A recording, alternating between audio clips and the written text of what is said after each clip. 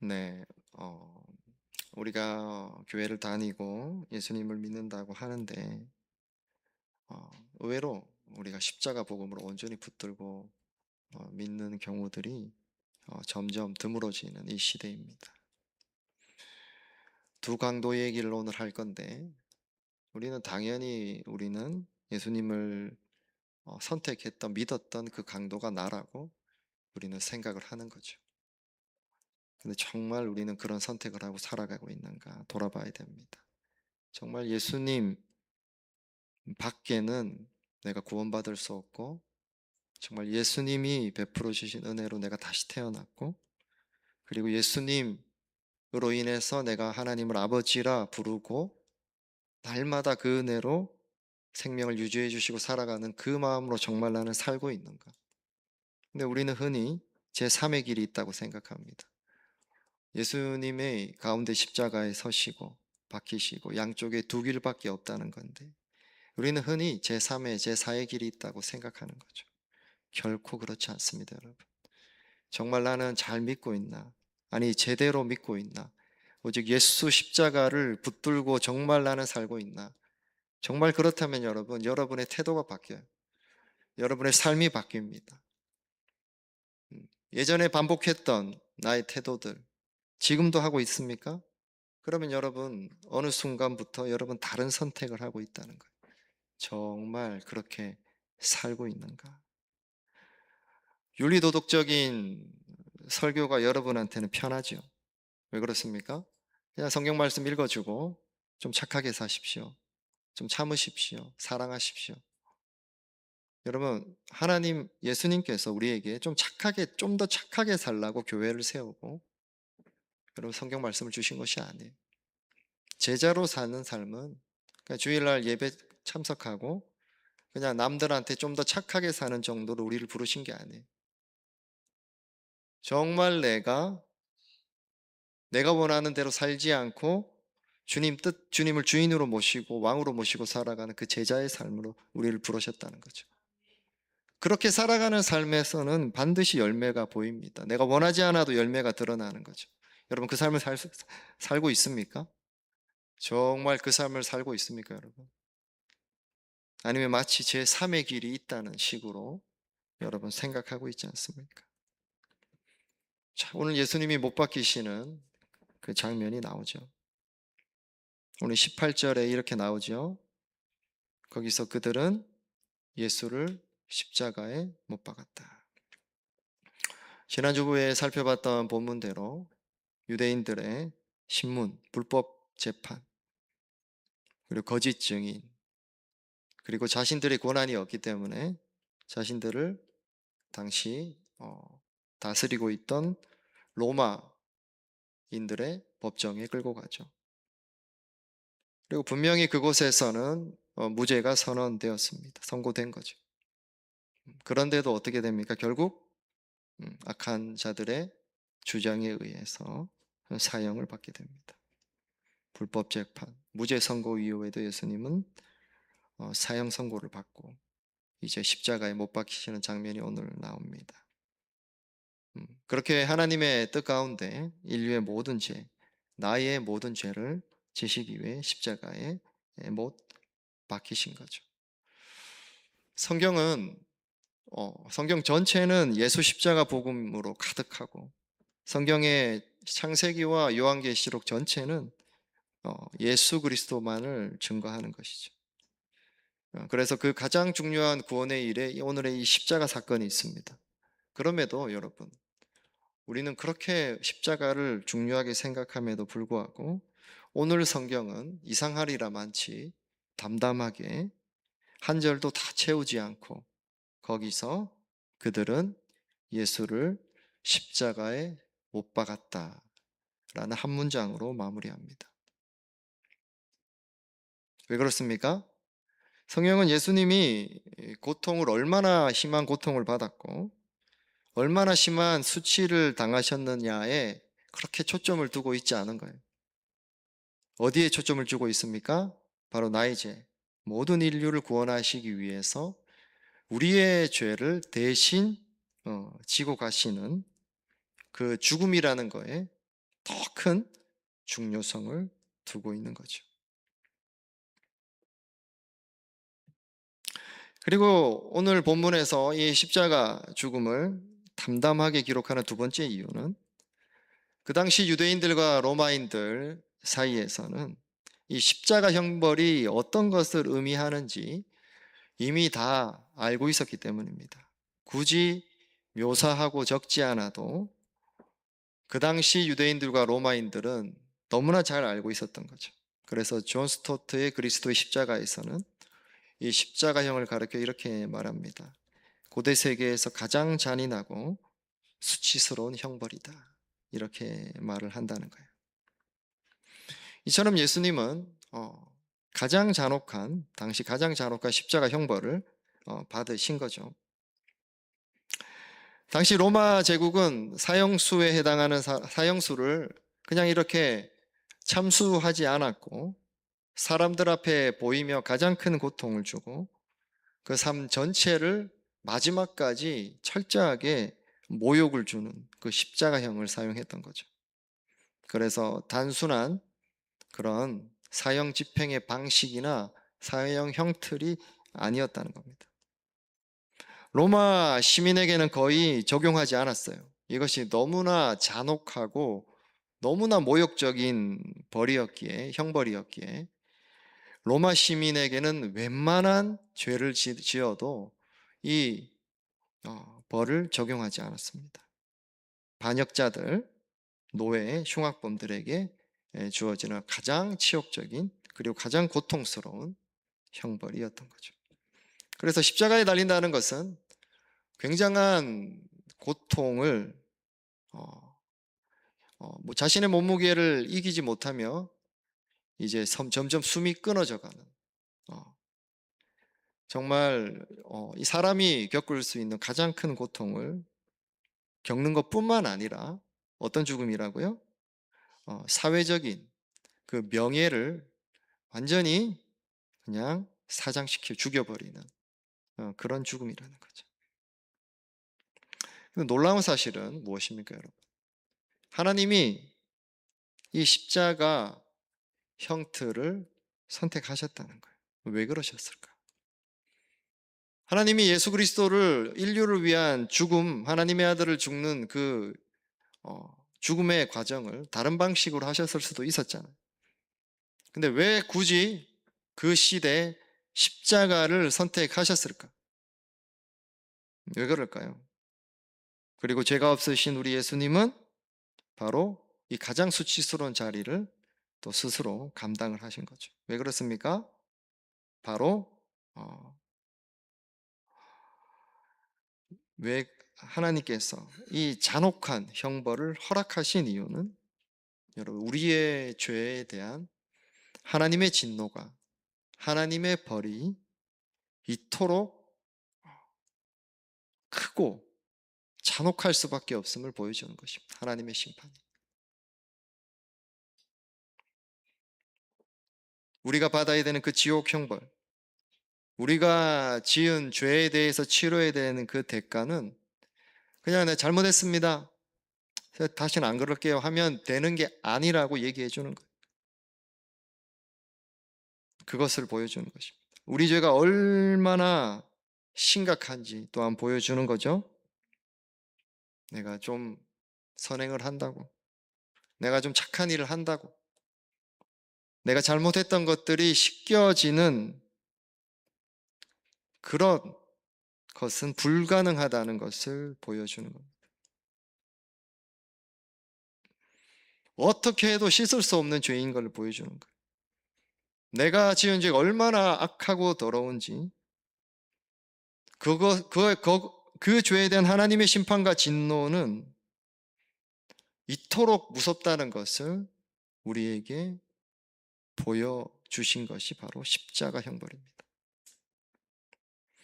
근데 하나님은 그 진노를 우리에게 쏟지 않으셨다는 거죠. 대신 예수님께 쏟으신 겁니다. 그렇게 십자가는 하나님의 진노와 하나님의 사랑이 만나는 그 자리인 거죠. 자, 그럼 내가 뭘 그렇게 그토록 죄를 지었나? 우리는 교회를 잘 다니는 분들조차도 그렇게 생각합니다. 가끔씩 나오는 흉악한 연쇄 살인범들이나 아니면 정말 말로 담을 수 없는 악한 죄를 지은 범죄자들을 보면서 우리는 손가락질하고 정말 욕합니다. 근데 하나님의 법에서는 어떻다고요? 우리의 생각과 말로 지은 죄들도 하나님의 법에서는 똑같이 심각한 죄로 받아들이신다는 거죠. 여러분들이 아무리 나 실제 사람 찔러서 안 죽였는데요 라고 얘기하는 것은 여러분의 기준인 거죠. 근데 하나님 앞에 우리가 설 때는 하나님의 기준으로 우리는 심판을 받습니다. 우리는 때때로 정말 어떤 사람을 죽이고 싶은 생각이 들 때도 있습니다.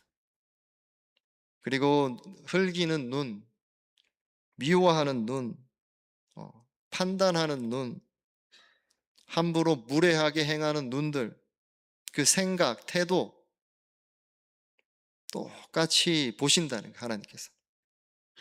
생각으로 음욕을 품는 것, 간음죄라는 것.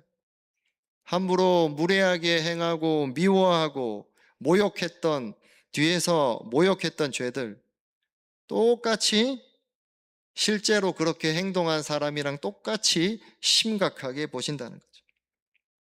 다른 사람의 명예를 손상시킨 상처 준 것들, 한 행동, 모든 죄들, 나는 뭐 그렇게 대놓고 한 거 아니니까 괜찮지라고 아니라는, 하나님의 법에서는 우리의 생각과 말로 했던 모든 것들도 똑같은 간음죄, 살인죄에 해당한다라고 말합니다.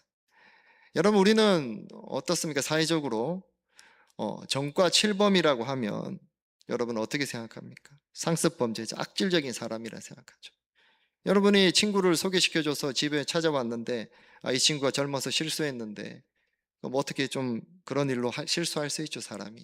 근데 그 친구를 소개하면서 이 친구는 좀 실수를 했는데 여러 번 실수해서 전과 7범이야 이렇게 말하면 여러분 그렇구나, 라면 먹고 가, 우리 아들이랑 잘 지내, 이런 말 할 수 있겠습니까?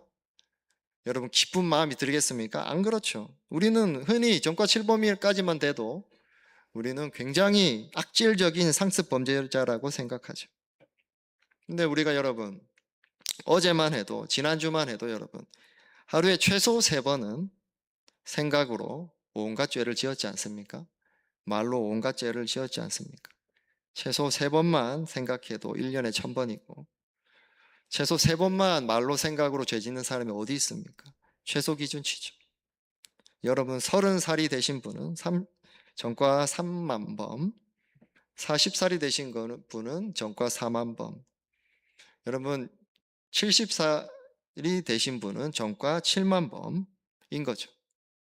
그런데도 우리는 사회적으로 전과 7범, 8범 이런 사람들에 대해서는 굉장히 악질적이다라고 얘기하면서 저런 사람은 사회에 돌아올 수 없어, 아주 영원히 감금시켜버려야 돼, 이렇게 말하면서 정작 우리한테는 얼마나 관대합니까?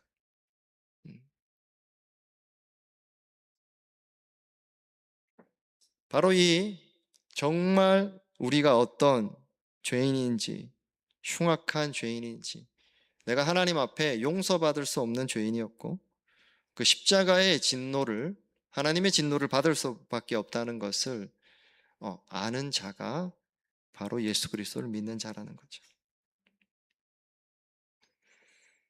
바로 이 십자가는 하나님의 법에서 내가 받을 법을 보여주는 거죠.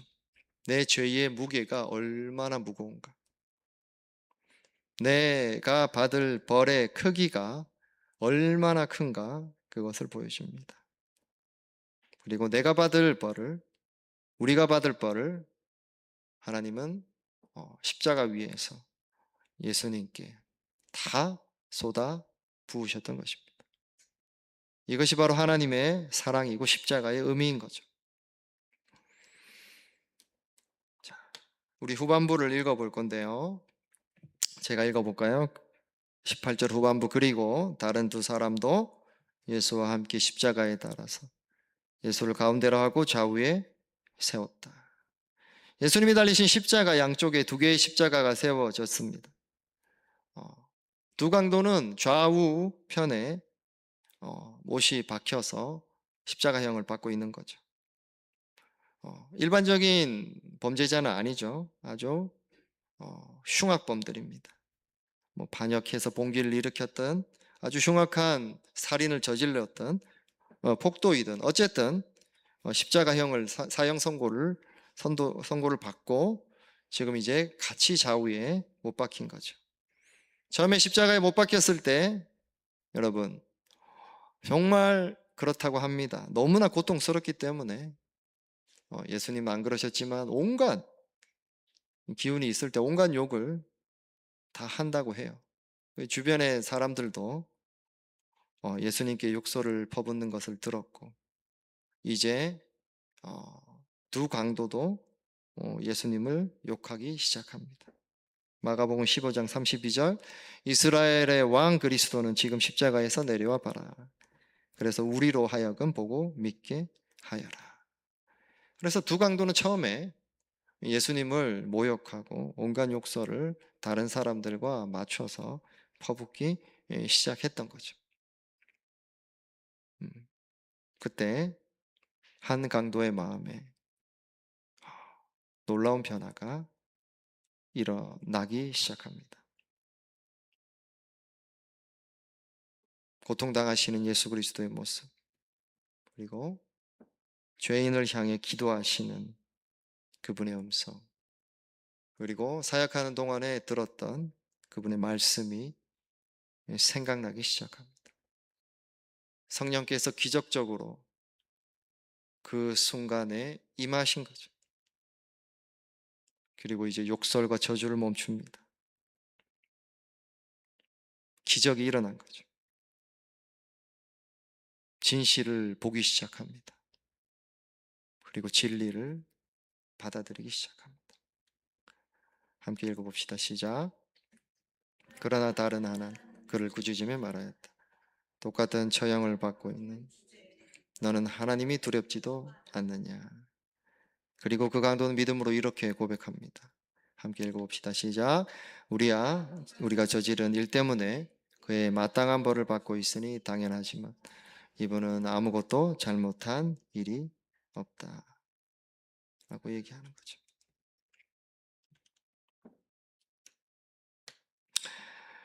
그리고 어떻게 믿음으로 고백합니까? 주님이 주님의 나라에 들어가실 때에 나를 기억해 주십시오. 여러분, 그래서 십자가는 한 사람의 운명을 영원히 바꾸는 것입니다. 여러분, 그 십자가 앞에 서 보셨습니까? 그렇게 받아들였던 그 십자가 앞에서 내 운명을 영원히 바꾼 그 십자가를 바라보고 붙들고 여러분은 살아가십니까? 아니면은 그때 한번 그렇게 받아들이고 여러분 마음대로 살고 있습니까? 십자가에 못 박히신 예수님 앞에서 모든 인생은 두 가지 선택지밖에 없는 거죠. 두 강도 모두 자기 죄 때문에 못 박혔고 똑같은 죄인인 거죠. 우리도 같습니다. 그러나 한 강도는 자기가 그렇게 못 박힌 것이 마지막까지 저 사람 때문에, 응? 사회적인 문제 때문에 남 탓을 끝까지 했던 사람인 거죠. 그리고 한 강도는 자신이 죄인인 것을 인정하고 회개한 것입니다. 또 다른 한 사람은 끝까지 예수님을 거부했죠. 예수님을 거부한 사람의 특징이 뭡니까? 자신이 얼마나 죄인인지에 대해서는 알고 싶지 않았어요. 다른 사람이 어떠한지, 무슨 문제가 있는지만 관심이 있었습니다. 왜 그렇습니까? 내 탓이 아니고 너 탓이다 라고 끝까지 주장하고 싶었던 거죠. 그래서 나로 믿게 해봐라 이렇게까지 말했던 거죠. 내 방식대로, 내가 좋은 대로 뭔가 좀 보여주면 내가 한번 믿어줄게. 여러분, 이것은 믿음이 아닌 거죠. 이것은 굉장히 교만하고 무례한 태도인 겁니다. 구원의 기회와 구원의 소식을 들려줬는데 내가 원하는 대로 이런 거 해주면 내가 한번 믿어볼게. 그런 식으로 반응한다는 것은 오직 예수 그리스도의 십자가 죽음으로만 내가 구원받을 수 있음을, 내 죄가 사해짐을 믿는 사람의 태도가 아닌 거예요. 오직 예수 그리스도의 십자가 보혈로만이, 나를 대신해서 죽으신 그 죽음으로만이 내 죄가 사해지고 구원받을 수 있다고 정말 믿는 자라면 그런 식으로 반응하고 그런 식으로 신앙생활을 할 수 없다는 거죠. 다른 강도는 어땠습니까? 자신이 죄인임을 보았습니다. 그래서 자신은 구세주가 없이는, 구주가 없이는 구원도 받을 수 없고 살아갈 수 없다는 것을 알았다는 거죠. 여러분 정말 그렇게 살고 있습니까? 어, 아니면 여러분들이 좀 능력이 되고 괜찮아서 여러분들이 열심히 살고 그래서 열심히 믿어서 구원도 받고 먹고 살만하고 그렇게 살고 있다고 생각합니까? 정말 예수 그리스도로 인해서 날마다 여러분을 구원해 주시는 그 은혜로 여러분 살고 있습니까?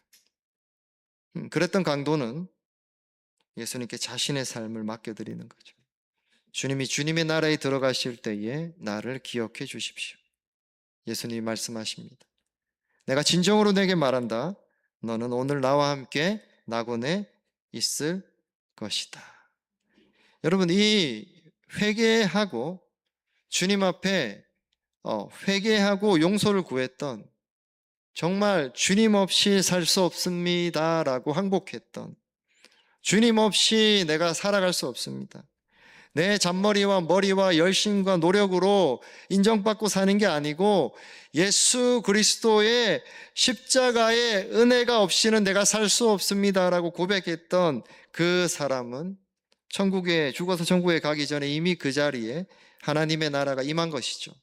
무엇입니까? 하나님의 긍휼과 자비가 가득한, 그 가장 이 땅에서 잔혹하고 고통스러운 십자가에서 죽어가는 그 현장에서 하나님의 나라가, 하나님의 통치가 그곳에 임한 거죠. 자신을 용서해 주시는 그 용서가 그 마음 가운데 천국으로 가득히 임하기 시작한 거죠. 사랑하는 성도 여러분, 십자가 앞에서는 적당히 착한 사람은 존재하지 않아요. 그래서 교회에서도 여러분, 적당히 착한 사람은 없는 겁니다. 적당히 착하게 살려고 교회 다니지 마세요. 그리고 교회에서는 여러분, 구원받을 만한, 인정받을 만한 종교인도 없습니다. 여러분, 그렇게 인정받으려고 그것으로 말해서 하나님 앞에 인정받으려고 하는 열심들, 정말 하나님께 철저히 회개해야 됩니다.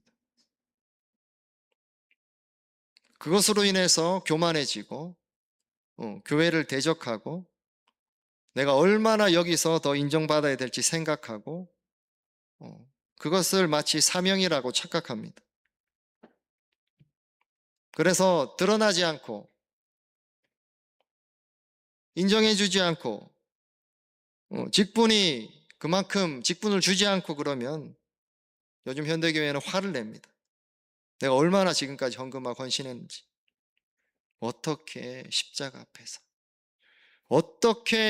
앞에서 감히 그렇게 말합니까? 어떻게 십자가 앞에서 내가 좀 교회 다니고 내가 좀 헌금했으니까 이제 나는 자격이 있다고 어떻게 생각합니까, 여러분? 어떻게 그렇게 생각하냐고요?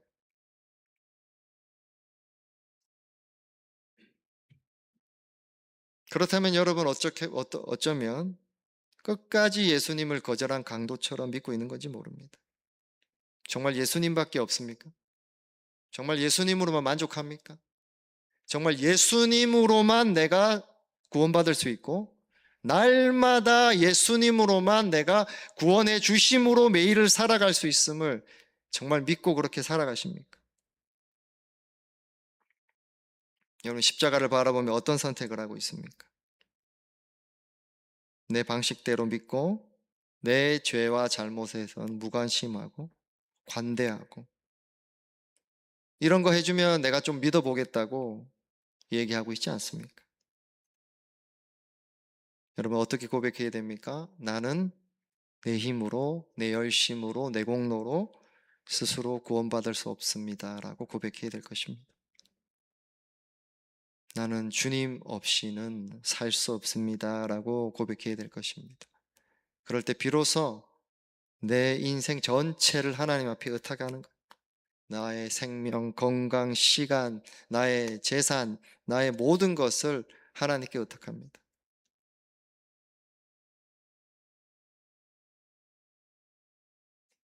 그렇게 할 때 비로소 여러분들은 이 땅에서 여러분의 그 삶의 그 자리에서 어떤 상황이라도 하나님의 긍휼과 자비와 사랑과 용서를 경험할 것입니다.